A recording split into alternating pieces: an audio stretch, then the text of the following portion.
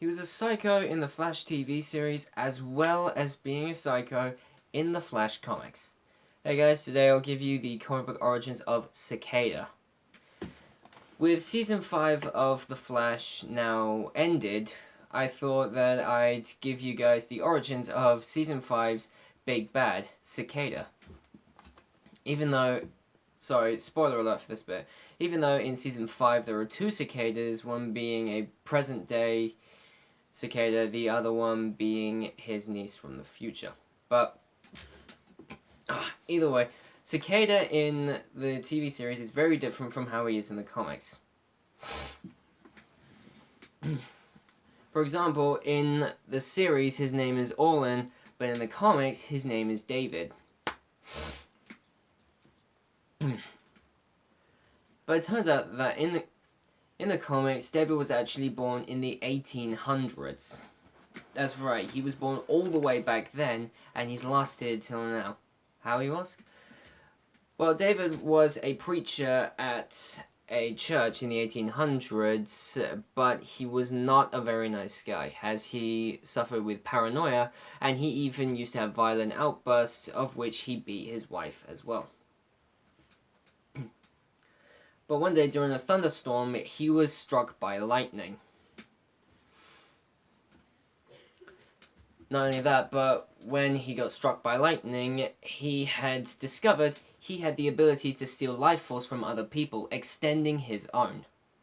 With this, in his own psychotic way, he thought this to be his...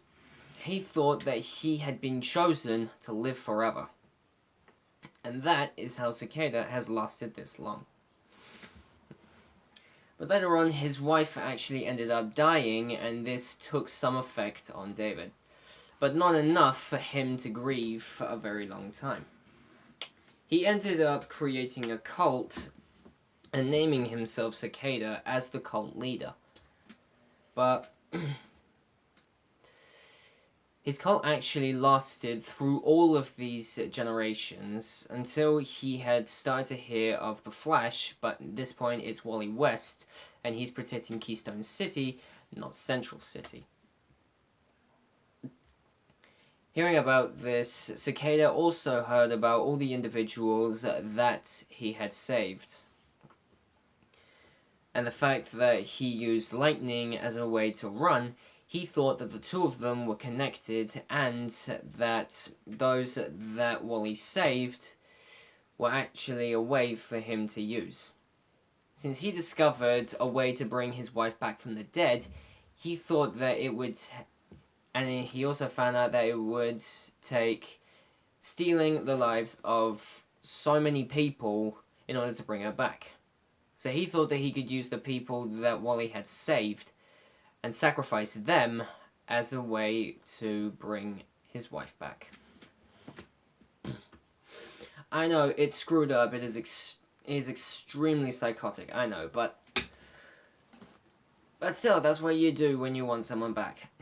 But,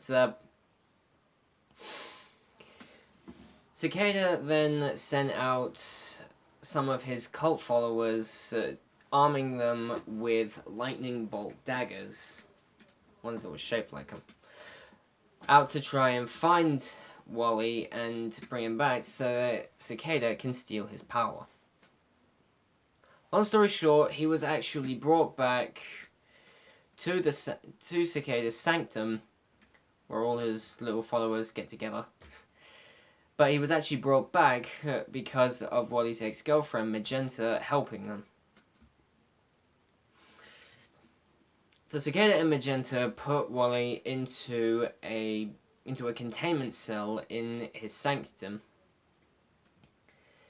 As Cicada explained to him what he wanted from him, he stabbed him in the chest with his life-absorbing lightning bolt dagger. With this, he had actually managed to bring back his wife from the dead. It's at this point that she has her own violent outburst towards Cicada and explains how she died in the first place. The thunderstorm that gave Cicada his powers actually ended up killing her. since it had sent Cicada even more psychotic than he already was, he ended up killing her.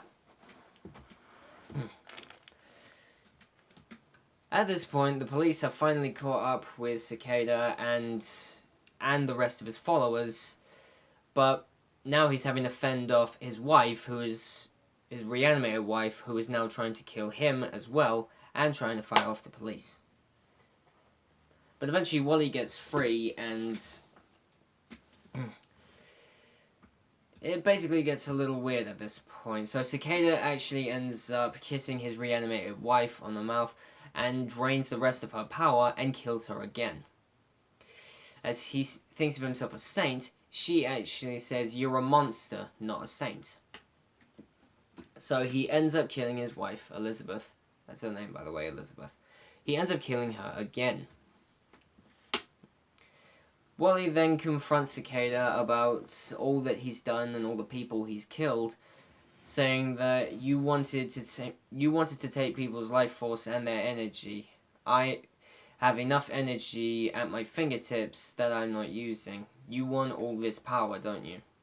Cicada then replies with a yes, and Wally ends up overloading him with all this power that he collapses and is sent to prison. He'd eventually break out because of Grodd's breakout himself, causing him to go free. But the way that it was in the series of The Flash was a little different, since it involved him getting hit by a fragment of the satellite from Season 4. But overall, Season 5 did give us a very unique character, actually, even though Season 4 was probably the weakest, but Season 5 was actually one of the weakest too, but it was not the weakest. I'm sorry, I'm confusing myself as well, but that's about it for Cicada, guys. Be sure to like and subscribe and comment what you think down below, and I'll come back tomorrow to give you more origin stories. See you guys.